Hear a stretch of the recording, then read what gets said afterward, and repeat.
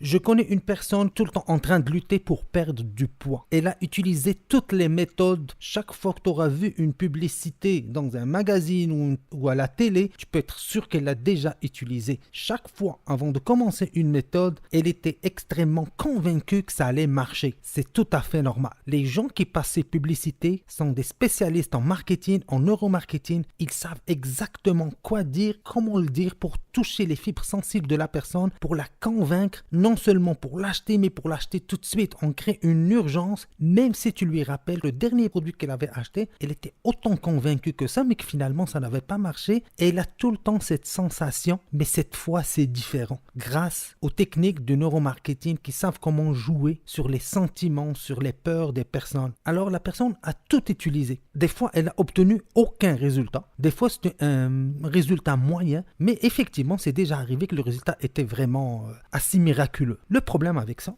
c'est que ça dure jamais. Ça ne dure jamais. Tu la perds de vue pendant un certain temps, tu reviens et la personne est revenue à la case de départ. Et ça, c'est dans le meilleur des cas. Parce que dans la majorité des cas, on ne revient pas à la case de départ. Notre, disons, plateau devient un peu plus élevé. C'est-à-dire la personne qui était à X kilos, ben, elle devient à X plus 2 ou X plus 1. Si on peut s'exprimer de cette façon. Et c'est ça le problème. Alors cette personne, à un certain moment, ayant fait, disons, le tour de la question, d'après elle, ils lui ont proposé, donc il y a une autre publicité qui dit, ben si tu as déjà essayé beaucoup de techniques, peut-être encore, la seule chose qui marcherait, c'est la liposuction. Alors la personne, encore avec les mêmes techniques de conviction, était convaincue que oui, elle fait partie de cette catégorie de personnes. Donc la personne emprunte de l'argent, va faire de la liposuction. Quelques semaines plus tard, elle est extrêmement satisfaite, exactement comme les autres produits, il y a tout le temps un moment de satisfaction. Quelques mois plus tard, on revient à la case de départ. Quand je dis à la case de départ, en réalité, on est loin de la case de départ parce que ce qu'elle a perdu, cette personne, c'est beaucoup d'argent, beaucoup de temps et de la santé. Parce qu'il ne faut pas croire que les produits miracles sont inoffensifs. Ça, c'est d'un côté. Maintenant, je passe à un autre exemple. Ça, c'est une autre personne que je connais. Elle n'a jamais parlé de faire un régime ou faire du sport pour maigrir. Elle avait tout le temps ce que j'appellerais le fit parfait. La personne est bien faite. Pas de gras, pas de... Tout va bien. Et cette personne, à un certain moment, elle était partie en vacances, disons 2 semaines. Là, il y avait des buffets, puis il y avait une ambiance, disons, assez spéciale. La personne a beaucoup mangé et s'est retrouvée avec 6 kilos de plus en 2 semaines. La personne revient chez elle, les vacances sont terminées, elle revient. 1 mois plus tard, la personne a perdu ses 6 kilos. Quelle technique elle a utilisée? Est-ce que c'est la liposuction? Est-ce que c'est le régime protéine? C'est quoi qu'elle a utilisé? Ben, en réalité, elle n'y a même pas pensé. Elle n'a rien utilisé. Naturellement, elle est revenue à ce poids. Alors que si on compare les deux personnes, il y a une personne qui, on va dire les mots, j'aime utiliser les vrais mots, même si ça peut choquer. Une personne qui est grosse, qui a utilisé énormément de techniques et de moyens qui coûtent du temps, de l'argent et de la santé, elle a dévié de son poids, mais peu de temps après, elle est revenue. L'autre personne qui est maigre, ben elle, de façon involontaire, a mangé beaucoup plus, elle a pris du poids et sans faire aucun effort, elle est revenue à ce poids. C'est comme si la grosse est naturellement à ce niveau-là et l'autre, naturellement, elle est à un niveau plus bas. Mais en réalité, il se trouve que je connais les deux personnes. Et quand je les compare, ben c'est extrêmement simple. La personne qui est grosse, ben elle adore le chocolat, elle adore manger. Elle mangerait 24 heures sur 24 si elle pouvait. Et ce qu'elle mange, c'est rarement une belle petite tomate fraîche ou quelque chose comme ça.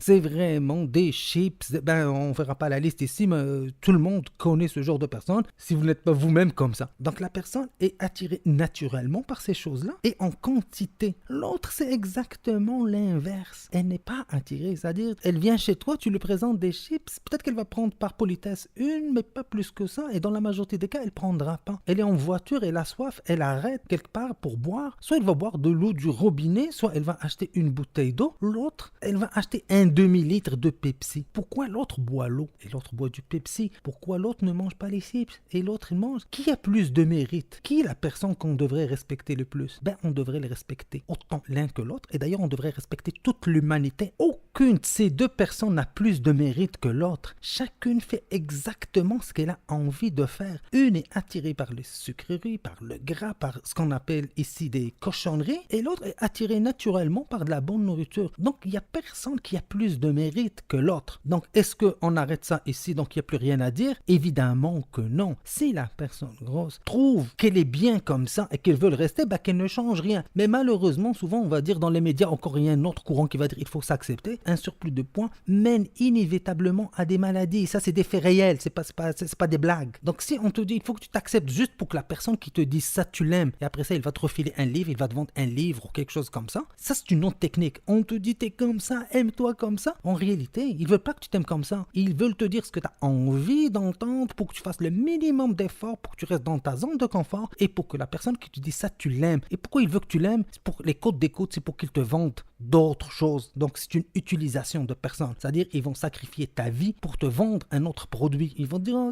accepte-toi comme ça, c'est pas grave. Et comme ça, quand tu vas aimer cette personne, ben, tu vas le regarder à la télé où tu vas acheter ses magazines ou ses livres et il va faire l'argent sur ton dos. Pendant souvent la personne qui te dit ça, ben, eux font très attention à leur santé. Anyway, ça c'est un autre sujet. Donc, il n'y a aucune de ces deux personnes qui a plus de mérite l'une que l'autre. Chacune fait exactement ce qu'elle a envie de faire. Elle suit son instinct. Alors, si ton instinct te pousse à manger trop de chips, trop de quantité tout court et de la mauvaise nourriture, ben, si tu veux un changement, ce n'est pas la liposuction qui va régler ça. Parce que malgré une liposuction par jour qu'on va te faire, l'envie de manger des chips va rester là. L'envie de manger le chocolat va rester là. Et si tu luttes contre, ben, tu vas acidifier ton système. Tu vas mettre ton mental tellement à un stress tellement immense. Chaque fois que tu vas sentir l'odeur d'une frite, tu vas bouillir de l'intérieur. Et ça, c'est pas la solution. Ça, c'est pas la solution. La solution, c'est que quand tu sens l'odeur du frite, il faut que ça donne envie de vomir.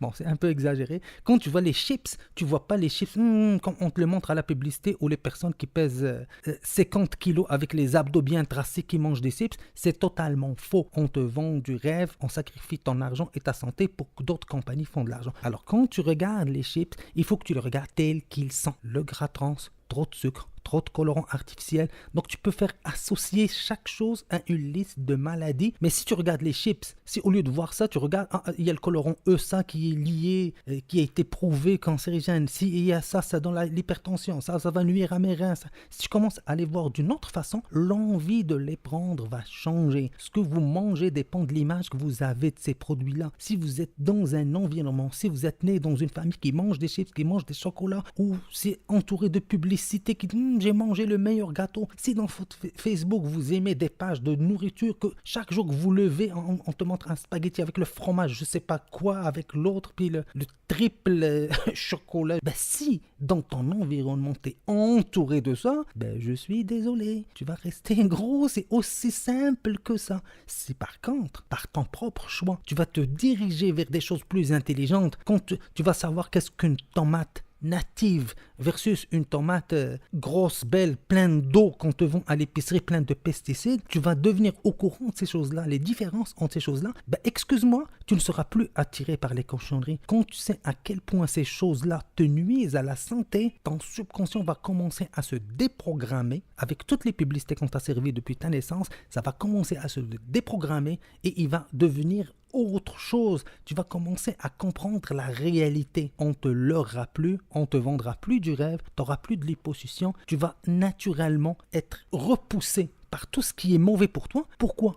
Pour deux raisons principales. Un, parce que maintenant tu le sais, et deux, parce que tu le revois à répétition. Ce n'est pas parce que je vais te dire que la tomate est mieux que le chocolat, que tu vas dire, ah oui c'est vrai, et le restant de ta vie tu vas changer. Non, si de façon régulière, ce que tu regardes, c'est des choses sur la santé réelle. Comment fonctionne ton corps, c'est quoi les pesticides, c'est quoi un perturbateur endocrinien. Si tu baignes dans ça, pas pendant une journée, pas à vie, tu changeras à vie. À partir de maintenant, il faut que dans ton environnement, tout ce qui est mauvais pour toi sort. Et pas juste physiquement, pas juste le sac des chips dans ton armoire. Non, le sac de chips dans la publicité. Donc les chaînes, les magazines, les pages Facebook, tu te désabonnes à ça. Et après ça, est-ce que tu vas t'abonner à des choses qui parlent de la santé? Va lire c'est quoi la physiologie humaine. Va lire comment ton système marche. C'est quoi le sang? C'est quoi le cerveau? C'est quoi la lymphe? C'est quoi tes intestins? Ça, c'est important. Mais c'est bizarre. Les gens peuvent suivre une série télé pendant, je sais pas, 100 heures.